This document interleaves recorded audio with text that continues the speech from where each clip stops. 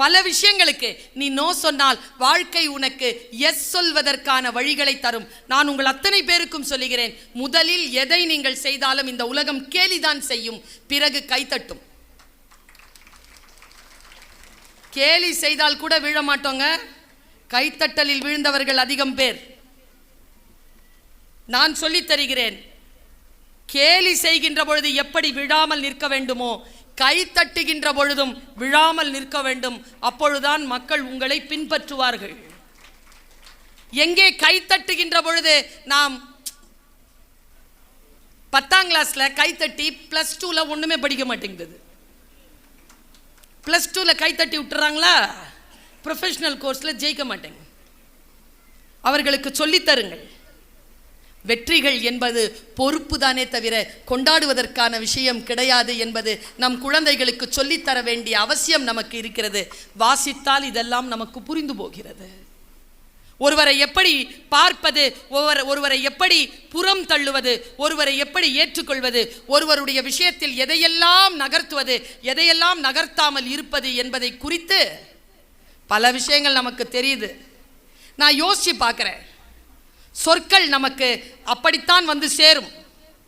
சொற்கள் வந்து சேர்கின்ற பொழுது கவனமா காதுல கேட்க மாட்டோங்க. இப்போ உங்களுக்கு பேசுறது கேட்கறதுக்காக என்ன மாதிரி ஆட்களை கூப்பிடணும். நான் சொல்லட்டுமா, என்னில் பல மடங்கு அதிகமான விஷயங்களை உங்கள் வீட்டில் இருக்கக்கூடியவர்கள் உங்களுக்கு அன்றாடம் சொல்லிக் கொண்டுதான் இருக்கிறார்கள். கேட்பதில்லையே நாம். இதுல பெரிய பிரச்சனை என்ன தெரியுமா? சத்தியமா சொல்றேன், சில நேரங்களில் யாரேனும் ஏதேனும் ஒரு வார்த்தை சொன்னால் அந்த வார்த்தை சொல்லுவதற்கான வலிமை கொண்டவர்கள், வல்லமை கொண்டவர்கள் மூலமாக அந்த வார்த்தை வருகின்ற பொழுது அந்த வார்த்தைக்கு அதிகமான மரியாதை கிடைத்து போகிறது. ஒன்றும் இல்லைங்க, நான் இந்த பொசிஷனுக்கு வந்து நிற்கிறதுக்கு 30 வருஷம் ஆச்சுங்க. 30 வருஷம், 30 ஆண்டு காலத்துடைய கடினமான உழைப்பிற்கு பிறகுதான் நான் உங்கள் முன்னால் நிற்கிறேன். கடந்த 5 ஆண்டுகளாகத்தான் இந்த சோஷியல் மீடியாவில் வரேன். ஆனால் நான் சோஷியல் மீடியாவில் இருந்தேனோ இல்லையோ பேசிக்கொண்டே இருந்தேன். சோஷியல் மீடியாக்காக பேசியவள் இல்லை நான். அதனால யாருமே இல்லாம வேற இந்த தம்பியை மட்டும் நிறுத்துங்களேன், இதே ஜோர்ல பேசுவேன். ஏன் தெரியுமா? இந்த அறிவு எனக்கு எப்போ வந்ததுன்னா, நான் பிரான்ஸ் நாட்டுக்கு போகும்போது வந்தது. சத்தியமா சொல்றேங்க, நீங்கள் எல்லோரும் புரிந்து கொள்ளுங்கள், வாழ்க்கை நமக்கு வெற்றிகளை தராது, வாய்ப்புகளைத்தான் தரும். வாய்ப்புகளைத்தான் வெற்றிகளாக நாம் மாற்ற வேண்டும். ஃபஸ்ட்டுங்க போறேன் வெளிநாடு, அதாவது அது பிரான்ஸுக்கு ஃபஸ்ட்டாக போகிறேன். இப்போ கூட வருவாங்கள்ல கொஞ்சம் பெரியவங்க, அவங்க வந்து எதுக்கு பர்வீன் சுல்தானுக்கு ஞாயிற்றுக்கிழமை காலையில் போட்டிருக்கீங்க, அவங்களுக்கு சனிக்கிழமை காலையில் போடுங்க அப்படின்ட்டாங்க. பாருங்க, முடிஞ்சு போச்சு. சனிக்கிழமை காலையில் யாருமே வர மாட்டாங்க. நீங்கள் நம்புனா நம்புங்க, அந்த ப்ரோக்ராமில் நான் இருக்கிறேன். 7 பேர் இருந்தாங்க அரங்கத்தில். அதில் 7 பேரில் 3 பேருக்கு தமிழ் தெரியாது, ஃப்ரெஞ்சு இந்த மைக். இந்த 4 பேரில் ஒருத்தங்க ப்ரோக்ராம் நடத்துகிற ஹெட்டு பாரதிதாசன், அடுத்து அவங்க ஒய்ஃபு, அடுத்து அவங்க 2 பசங்க. கம்பனில் பெண்மை தலைப்பு 2012 பேசுகிறேன். என்ன தெரியுமா, ஒரே நிமிஷம் கண்ணை மூடி தியானிச்சேன். அங்கே இருக்கிற சேர்ஸ் எல்லாம் இருக்குல்ல, கண்ணை மூடி தியானிச்சேன். எனக்கு எங்கே ஞாபகம் வந்துச்சு தெரியுமா? எங்கள் தூர்தர்ஷன் ஞாபகம் வந்துருச்சு. தூர்தர்ஷனில் ஒரே ஒரு கேமராமேன் மட்டும் இருப்பார். நாங்கள்லாம் வீராவேசமாக பேசிகிட்டு இருப்போம். அது எடுத்து போடுவாங்களா, நான் நினச்சிட்டேன் இது தூர்தர்ஷனாக இருந்துட்டு போகுது. ஃபுல் ஃபோர்ஸில் பேசினேங்க. இன்றைக்கும் 2012 கம்பெனியில் பெருமை பிரான்ஸ் பர்வீன் சுல்தானா ஸ்பீச்னா வருது. 1,46,00,000 பேர் பார்த்துருக்காங்க. 4 பேருக்கு பேசினேன் தான். வாழ்க்கை உங்களுக்கு வாய்ப்புகளைத்தான் தரும், வெற்றிகளாக அதை நாம் தான் மாற்றிக்கொள்ள வேண்டும். பாருங்க, ரொம்ப நுட்பமான வார்த்தை. என்னுடைய தகப்பனார் என்ன 2 வயசுலேருந்து 15 வயசு வரைக்கும் தாலாட்டு பாடி வளர்த்தார். அம்மா பாட மாட்டாங்க, அப்பா தான் பாடுவார். ரொம்ப அழகாக பாடுவார் அப்பா. சரி, நான் சொன்னேனே 2 வயசுலேருந்துன்னு, அதுக்கு முன்னால் அப்பா, அதுக்கு முன்னால் என்னை தொடவே மாட்டாராம், தூக்கவே மாட்டாராம் அப்பா. எப்போதுலேருந்து? நான் பிறந்ததுலேருந்தே. நான் எங்கள் அப்பாவை எவ்வளோ பெருமையாக சொல்கிறேன். ஆனால் இதையே நான் இப்போ சொல்கிறேன், இதிலும் போதி மரமாக அரச இலைகளை போதி மர இலைகளாக மாற்றுவதற்கான ஏதோ ஒரு நுஸ்க், ஒரு சூட்சுமம் இருக்கு பாருங்க. கோஷாஸ்பத்திரியில் எங்கள் அம்மா என்ன பெத்தெடுக்கிறாங்க. அம்மாட்ட காசு இல்லை, வறுமை. 3வது பொம்பளை பிள்ளை கருப்பாக இருக்கிறேன்னு சொல்லிட்டு யாரோ அப்பாட்ட சொல்லிட்டாங்க. அப்பா வரல.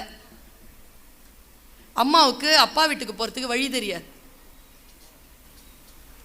3வது நாள் பெட்லேருந்து கீழே தூக்கி போட்டாங்களா எங்கள் அம்மாவை. கீழே கையில் 1 ரூபா வச்சுருக்காங்க.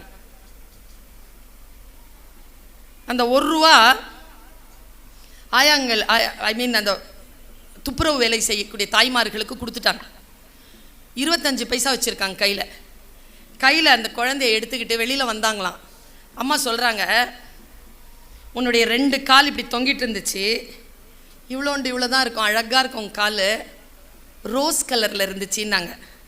நான் சொன்னேன், கருப்பாக பெத்தேன்னு சொன்னேன். கருப்பாக குழந்தை பெற்றா கால் ரோஸாக இருக்குமாம்மான்னு கேட்டாங்க. ஆமான்னுச்சு எங்கள் அம்மா. சரியா?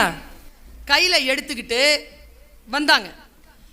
ரிக்ஷாக்காரங்கிட்ட கேட்டிருக்காங்க, என்னை வந்து பார்டர் தோட்டம் உள்ளே இருக்குது, அங்கே விட்டுடுங்க, எங்கள் மாமனார் வீடு அங்கே இருக்குன்னு. மேடையை பார்க்குறீங்களா, என் பேச்சை கேட்குறீங்களா?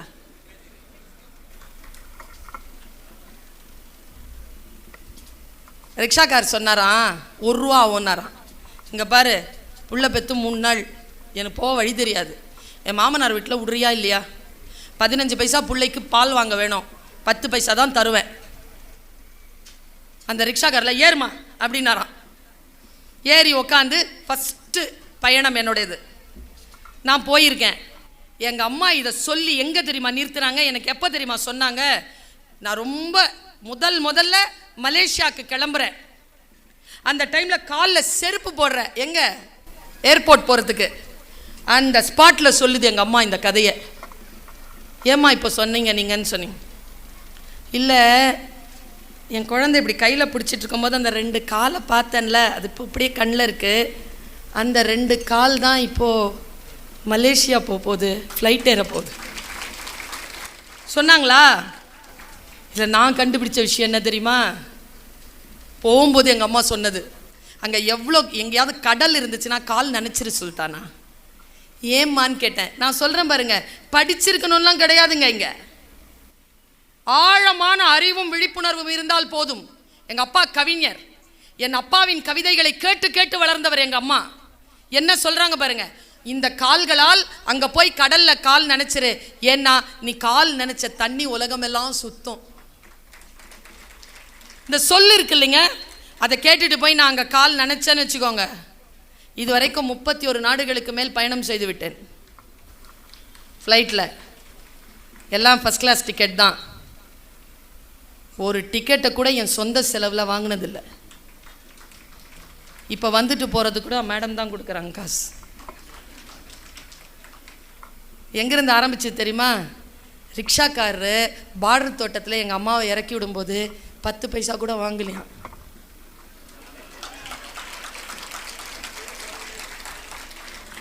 பத்து பைசா செலவு இல்லாமல் ஃபஸ்ட்டு தொடங்கின பயணம் இதோ இது வரைக்கும் சுற்றிக்கிட்டு இருக்கிறேன்னா ஒரே காரணம், கவனம். படித்து விடுங்கள், கேட்டு விடுங்கள். யாருடைய வார்த்தையிலிருந்து வரக்கூடிய வார்த்தைகள், எந்த புத்தகத்திலிருந்து மறைந்திருக்கக்கூடிய சொல் நம்மை மாற்றும் என்று நமக்கு தெரியாது என்பதனை புரிந்து கொண்டு விழிப்புணர்வோடு இதை நாம் உள்வாங்கிக் கொள்ளுவது. வாழ்க்கை நமக்கு சில விஷயங்களை முன்னால் தூக்கி இப்படி போடும். நான் பல நேரங்களில் உங்ககிட்ட கேட்டிருக்கேன். இப்போ போன வருஷம் கேட்டேன், இந்த வருஷமும் கேட்குறேன். ஞாபகம் இருந்தால் ஞாபகம் இருக்குன்னு சொல்லுங்க, இல்லைன்னா இல்லைன்னு சொல்லுங்க. நம்ம எத்தனை பேருக்கு கார் ஓட்டணும்னு ஆசை? இந்த மாதிரி நீங்கள் போய் கேளுங்களேன், இந்த உலகத்தில் நிறைய பேருக்கு கார் ஓட்டணும்னு ஆசை. 50 விழுக்காடு டிரைவர் ஆயிடுறாங்க. ஏன் தெரியுமா? பிரபஞ்சம் உங்கள் ஆசையை குறித்து கொள்கிறது. எங்கே தெரியுமா நீங்கள் மாறுபட வேண்டும்? யார் காரை?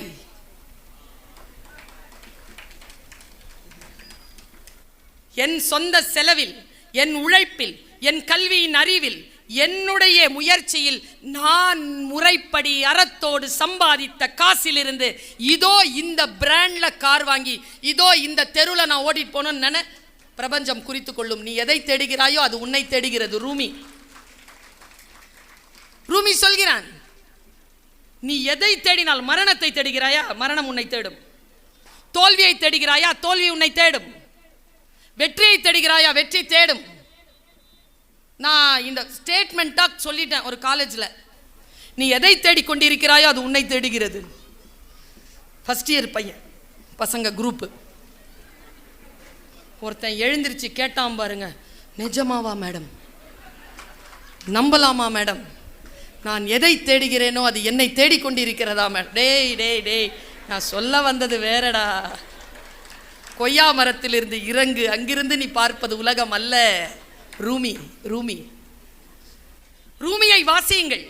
எனக்கு தெரிந்து ரூமியினுடைய கவிதைகளை எனக்கு அறிமுகம் செய்த கவிக்கோ அப்துல் ரஹ்மான் வாழ்க்கையை பற்றி ஒரு மிகப்பெரிய தரிசனத்தை எனக்கு தந்தார். உங்களோடு அதை நான் பகிர்கிறேன். இது போதி மரம் தான். கவிக்கோனுடைய புத்தகத்தை எல்லாம் எடுத்தால் அது போதி மரத்திற்கு கீழே உட்கார்பவர்கள் தான். ஆனால் நாம் புத்தனாக இருந்தால் அது போதி மரமாகும், இல்லை என்றால் வெறும் அரச மரமாகவே நின்று காற்றளிக்கும். வாசிக்கின்ற சுகம் மட்டுமல்ல, வாசிப்பினால் வரக்கூடிய பலனோடு சேர்ந்த சுகம் நமக்கு கிடைக்க வேண்டும் என்றால் சில புரிதல்களோடு சில வாசனைகளை, வாசிப்புகளை முன்னெடுக்க வேண்டும். பாருங்க, கவிக்கோ சொல்கிறார், அதுதான் தொடங்குது கவிதை. அதுதான், சமாதியில் மலர்ந்து சிரிக்கும் பூவை பார்த்திருக்கிறீர்களா? சமாதியில் மலர்ந்து சிரிக்கும் பூவை பார்த்திருக்கிறீர்களா? கலவரத்தில் கொலையுண்ட பெற்றோரின் பிணங்களின் மீது விளையாடும் குழந்தைகளை பார்த்ததுண்டா? வாகன நெரிசல்களுக்கு மேலே சாலையின் குறுக்கே பறந்து செல்லும் வண்ணத்து பூச்சியை பார்த்து இருக்கிறீர்களா? மின்விளக்கு குமிழ்களை மோகத்தோடு மொய்க்கும் விட்டில்களை பார்த்திருக்கிறீர்களா? நத்தையின் நடைக்கோடுகள் தற்செயலாய் எழுத்தாய் மாறுவதை பார்த்திருக்கிறீர்களா? நதி வறண்டு கிடந்தாலும் நதி என்றே அழைக்கப்படுவதை அறிந்திருக்கிறீர்களா? மத்தளமான பின் செத்த மாட்டின் தோலில் இருந்து இசை பிறப்பதை கேட்டிருக்கிறீர்களா?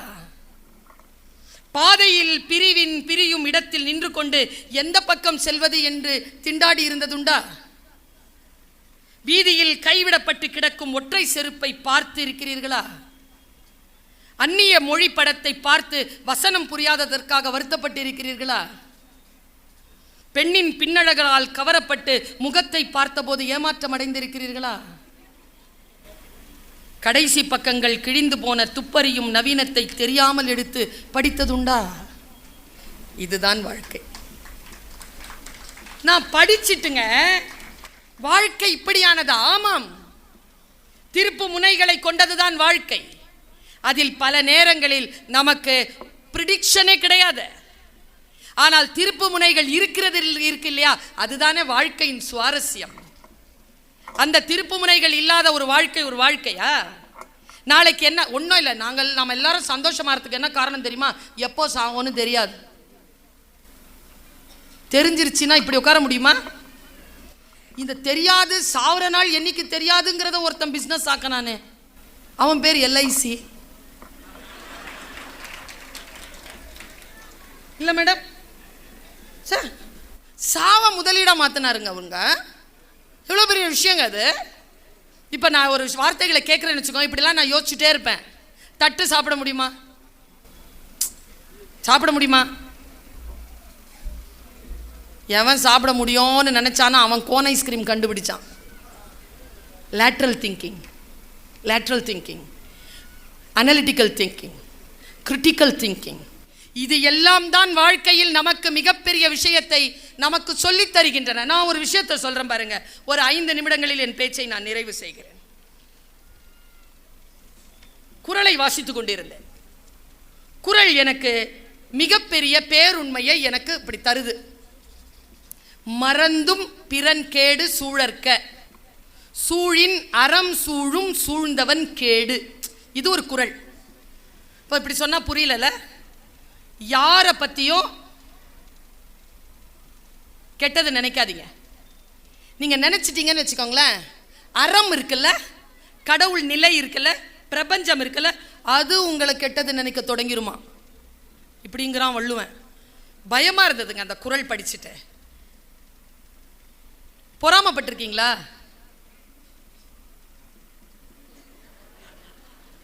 இப்போ ஒரு விஷயத்தை ரிவீல் பண்ற மேடம். யாருக்கெல்லாம் முட்டி வலி இருக்குதோ அவர்களெல்லாம் பொறாமை குணம் கொண்டவர்கள். இதை நான் சொல்லலை. என்னன்னா ஒன்றும் இல்லைங்க. பொறாமை குணம் இருந்ததுன்னா இப்போ ஒரு பாப்பா இப்படி போகுதுன்னு வச்சுக்கோங்களேன், அவன் நல்லா தான் போவா, முட்டி தான் வலிக்குமா. நாளே எனக்கு இது புரியல. எனக்கு பால்ராவாயன் சார்னு ஒருத்தர் இருந்தார். அவர் தான் வந்து எங்களுக்கு கிளாஸ் எடுப்பார், பேராசிரியர்களுக்கு ரெஃப்ரெஷர் கோர்ஸ், ஓரியன்டேஷன் கோர்ஸ்லாம் எடுப்பார். அந்த மாதிரியான ஒரு மீட்டிங்கில் போய் உட்காரும்போது அவர் தந்த அற்புதமான மேட்டர் நான் ஒன்று சொல்கிறேன். புத்தக வாசிப்பை அரச மரத்தில் கீழே உட்கார்கின்ற சாமானியனாக இல்லாமல் அரச மரத்திற்கு கீழே உட்காருகின்ற புத்தனாக மாறி நீங்கள் அதை கையில் எடுத்தால் அது போதி மரமாக மாறும்ன்றாங்களே. அப்போ கொஞ்சம் மென்டல் கிளியரன்ஸ் இருக்கணும். மென்டல் கிளியரன்ஸ் இல்லாமல் அதை போதி மரமாக மாற்ற முடியாது. இந்த மென்டல் கிளியரன்ஸ்க்காக சொல்கிறேன். பொறாமப்படுறவங்களை நீங்கள் சந்திச்சிருக்கீங்களான்னு எனக்கு தெரியாது. நீங்கள் பொறாமப்பட்டிருக்கீங்களான்னு கேட்கும்போது நீங்கள் சிரிச்சிங்க. ஒரு 4-5 வருஷத்துக்கு முன்னால் நானும் அந்த கேட்டகரியில் தான் இருந்தேன். விஷயம் தெரிஞ்சதுக்கு அப்புறமா நான் அதுலேருந்து வெளியேறிட்டேன். சத்தியமாக 5 வருஷத்துக்கு முன்னால் எனக்கு முட்டி வலி இருந்தது.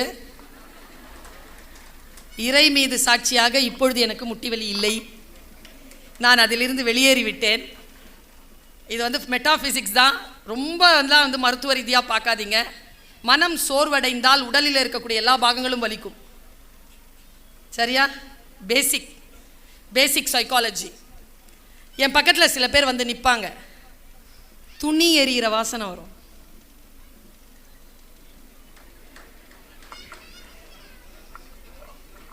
வயிற்றெரிச்சல் படுவாங்க பாருங்க.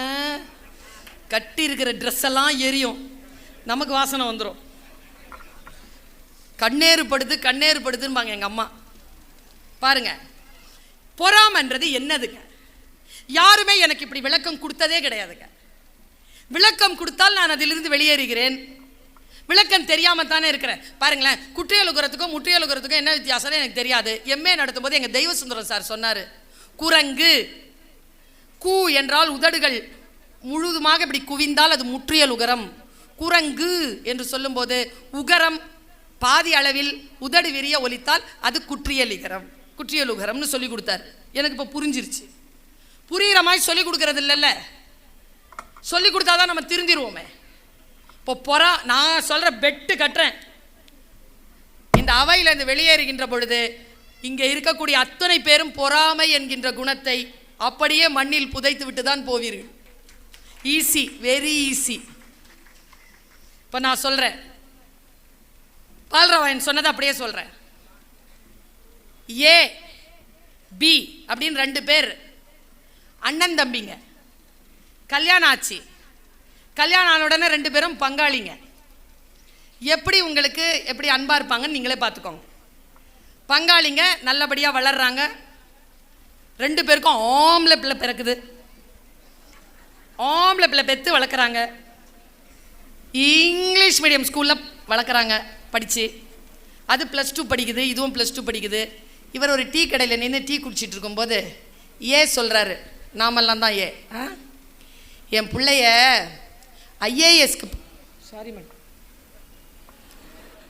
ஐஏஎஸ்க்கு படிக்க வைக்கலான்னு இருக்கிற.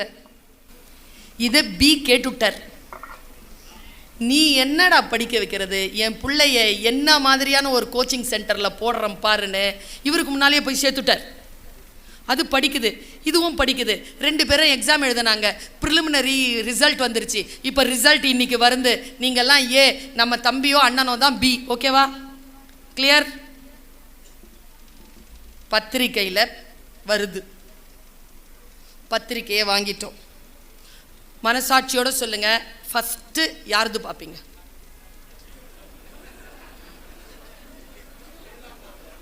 நம்மளது தான் பார்ப்போம். நம்ம நல்ல அவ்வளோன்னு நீங்கள் நினைக்காதீங்க, உலகம் ரொம்ப கெட்டதெல்லாம் இல்லை. கொஞ்சம் அதை சரி பண்ணுறதுக்கு தான் இந்த மாதிரியான கூட்டங்கள். கொஞ்சம் பாருங்க. பார்த்தோமா, நம்ம பிள்ளை பேர் வரல. உடனே என்ன பண்ணும்? பி பார்த்தோமா, பி பேர் வந்துருச்சு. கப்புன்னு வயிற்றுல பிடிச்சி சரேல்னு காலுக்கு இறங்கி காலிலேருந்து முதுகு தண்டுக்கு போய் பின்னால் போய் இங்கே சகசரஹாரத்தில் வந்து இங்கே நெத்தியில் ஆக்னையில் இப்படி படம் எடுத்து நிற்கும். ஐயோ ஐயோ ஐயோ அவன் வந்துட்டானே, அவன் பேர் வந்துருச்சே, என் பிள்ளை பேர் அப்படி நினைக்கிறது பொறாமை இல்லையாம். அந்த மாதிரி உங்களுக்கு எங்கேயாவது மனசு இருந்துச்சுன்னா நீங்கள் பொறாமை இல்லை, அதனால் முட்டி வலி வரல. சரியா? ரிலீஸ் பண்ணிட்டேனா? அப்போ எது முட்டி வலி, எது பொறாமை? இப்போது இன்னைக்கு ரிசல்ட் வந்துருச்சு. ஏ, பேப்பரை திருப்பணும், புள்ள பேர் வரல. பி பார்க்குறோம், அவன் பேரும் வரல. இதுக்கு பேர் தான் பொறாமையா? அது இருந்தால் முட்டி வலி வரும். வரலனால நான் வேண்டாம், வரணும். அடுத்தவன் கெட்டு போக வேண்டும், அடுத்தவன் அழிந்து போக வேண்டும், அப்பொழுது என் மனம் சந்தோஷம் அடையும் என்கின்ற மனம் குற்றமுடைய மனம், அழுக்குடைய மனம். அந்த மனதை கழுவி சுத்தம் செய்யக்கூடியவர்கள் தான் புத்தகங்களை போதி மரங்களாக ஆக்குகிறார்கள். எது சொன்னாலும் நமக்கு அப்பொழுதுதானே புரியும். பல நேரங்களில் நமக்கு புரியாததுக்கு காரணம் என்னன்னா, ஒருத்தன் சொல்லுவான் எனக்கு எல்லாம் தெரியும், நான் சொல்றேன் அவனுக்கு ஒன்றும் தெரியாது. எனக்கு எல்லாம் தெரியும், எவன் சொல்றான் அவனுக்கு ஒண்ணுமே தெரியாது. பிஸ்னஸ் யாராவது ஸ்டார்ட் பண்றீங்களா? இந்த அம்மா ஒரு சூட்சுமமான ஒரு விதையை போட்டு போகிறேன். எந்த பிஸ்னஸ் நீங்க ஆரம்பிக்கிறீங்களோ அந்த பிஸ்னஸை பத்தி உங்களுக்கு ஒண்ணுமே தெரியாதுன்னா, you are going to be a master of that business.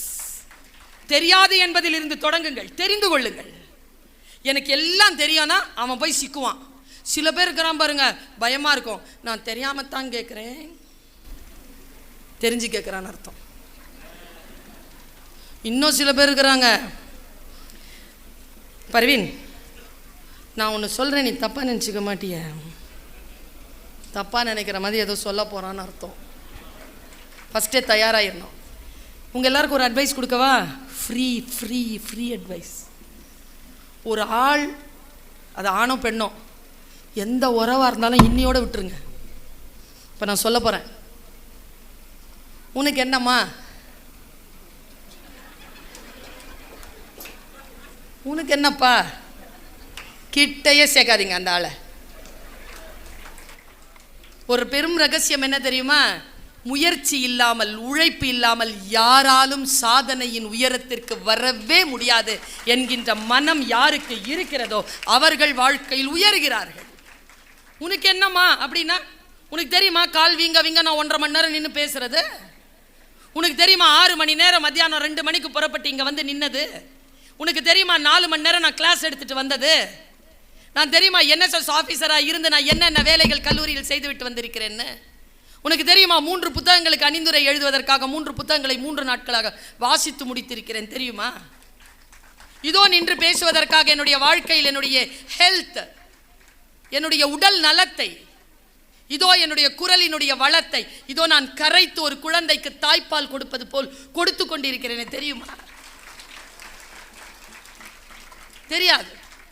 உழைப்பு இல்லாமல் சாதனையாளர்கள் உருவாவதே இல்லை என்பதனை மட்டும் மனதில் நிறுத்திக் கொள்ளுங்கள். அவர்களை பற்றி புறம் பேசுவதை நிறுத்திக் கொள்ளுங்கள். இந்த புத்த தன்மை வந்துருச்சுன்னு வச்சுக்கோங்க, எனக்கு புத்தனை பற்றி பேசுறது அப்படின்னாலே மனசெல்லாம் ஒரு மாதிரி ஆயிடும் எனக்கு. ஏன்னா புத்தன் is a real teacher. he is a real teacher. எனக்கு அவனுடைய ஸ்டேட்மெண்ட்லேயே பிடிச்ச சூப்பரான வார்த்தை என்ன தெரியுமா? புத்தனின் வழிகாட்டுதலில் நீ நடக்கின்ற பொழுது நீ அப்படி நடக்கக்கூடாது என்று தடை விதிப்பதற்காக புத்தன் வந்தால் நீ அந்த புத்தனை கூட கொலை செய்யலாம். What a teacher. நான் சொல்லுவதுதான் முக்கியம், நான் முக்கியம் இல்லை என்று சொல்லி தருகின்றவர்கள் எத்தனை பேர்? இந்த குரு நிலை உங்களுக்கு தெரியாததில்லை, நினைவுபடுத்திக் கொள்வதற்காக சொல்ற. ஒருத்தன் உட்கார்ந்து இருக்கிறான், வர்றான் ஒருத்தன், யார்ரா புத்தன்னு கேட்டான். 12 பேருக்கு சுற்றி இருக்கிறாங்க. ஆனந்தன் எந்திரிச்சான், யார் அது அடாது புடான்னு பேசுறது? புத்தன் உட்கார உட்கார். யார்ரா புத்தன்? வந்தவன். புத்தன் எழுந்தான், நான் தான். துப்பிட்டான். துப்பிட்டு தொடச்சான் புத்தன். What next? அப்புறம் என்ன? மறுபடியும் துப்ப போனான் பாருங்க. ஆனந்தன் அடிக்க எந்திரிச்சான். ஆனந்தனை மறுபடியும் உட்கார வச்சுட்டு புத்தன் சொன்னான், யாரும் கோபப்படாதீர்கள், நீங்கள் வீட்டிற்கு எடுத்து செல்ல வேண்டிய செய்தியை சொல்லிக் கொண்டிருக்கிறேன். யாரும் கோபப்படாதீர்கள். வந்தவனுக்கு புத்தன் யார் என்றே தெரியவில்லை. First statement. நான் சொன்ன ஏதோ ஒரு கருத்து அவனுக்கு பிடிக்கவில்லை. அவன் கருத்தின் மீது தான் துப்பினானே தவிர என் மீது இல்லை. What a statement. இங்க நிறைய மருமகள்கள் உட்கார்ந்துருப்பீங்க, மாமியாரை முன்னால உட்கார வச்சுட்டு. நானால என் மாமியாருக்கு ஆக மாட்டேங்குது. நீனா ஆகல, ஏதோ சில்மிஷம் பண்ற, அதான் ஆகல. நீனு தெரியாமலாம் உன்னை கூட்டிட்டு வந்தோம் வீட்டுக்கு, என்னமோ ஒன்று பண்ற. நானா என் ஹெச்ஓடி காமெண்ட் என்னமோ ஒன்று பண்ற. இது புரிஞ்சிருச்சுன்னா ஒரே குடும்பத்தில் வாழ்ந்துடலாமா? ஒரே நிறுவனத்தில் வேலை செஞ்சிடலாமா? யாரோடும் எந்த பகையும் கொள்ளாமல் இருக்கலாமா? பாருங்க, போனவன் திருந்திட்டான். ஆமாம்ல, நான் புத்தனை கருத்து ரீதியாக தானே எதிர்த்திருக்கணும், அடிச்சிருக்க கூடாதே, துப்பி இருக்க கூடாதே. திரும்பி வந்தான், ஓன்னு அழுகுறான். மன்னிச்சிரு மன்னிச்சிரு மன்னிச்சிரு ஓன்னு அழுகுறான். புத்தனுடைய செகண்ட் ஸ்டேட்மெண்ட், ஆனந்தா பார்த்தாயா, நேற்று வந்தான், மொழி துணை புரியவில்லை, துப்பிவிட்டான். இப்பொழுது ஏதோ புரிந்து விட்டது, இருந்தாலும் மொழி புரியவில்லை, அழுகிறான். சொல்ல தெரிலங்க. நம்ம வீட்டில் இருக்கிற மனைவியோ கணவனோ அம்மாவோ அப்பாவோ அடித்தாலோ அழுதாலோ பாவம் சொல்ல தெரிலங்க. சொல்ல தெரில. சொல்ல தெரிஞ்சதுன்னா இப்படி செய்வாங்களா? புத்தன் சொன்னான், அதை சொல்லிட்டு அப்புறம் சொன்னான், மன்னிச்சிரு மன்னிச்சிரு மன்னிச்சிருன்னு காலில் விழுறான். இப்போ நீங்கள் எல்லாருமே தான் புத்தர்கள், நீங்கள் சொல்லுங்கள், அவனை மன்னிக்கலாமா வேண்டாமா? மன்னிக்கலாமா? புத்தன் சொன்னா மன்னிக்க முடியாது. அவன் சொன்னான், முடியாது, உன்னை என்னால் மன்னிக்க முடியாது. ஏன் ஏன் என்று கேட்ட அந்த இளைஞனுக்கு புத்தன் தந்த பதில், நான் புத்திசாலி. எப்படி? என் பெயர் புத்தன், அதனால் தான் என் பெயர் புத்தன். ஏன் அப்படி சொல்கிறாய்? என்னை மன்னிப்பதனால் உன் புத்திசாலித்தனம் கெட்டு விடுமா? உன்னை மன்னிப்பதற்கு நான் யார்?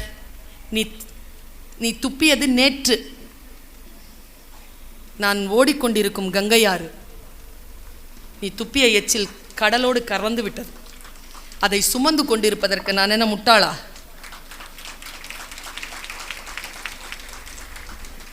வார்த்தை. அப்புறமா சொன்னா, இதோ நீ புலம்பிக் கொண்டு அழுது கொண்டிருக்கிறாயே, இதுவும் கடந்து போகும், இதையும் சுமக்க போவதில்லை.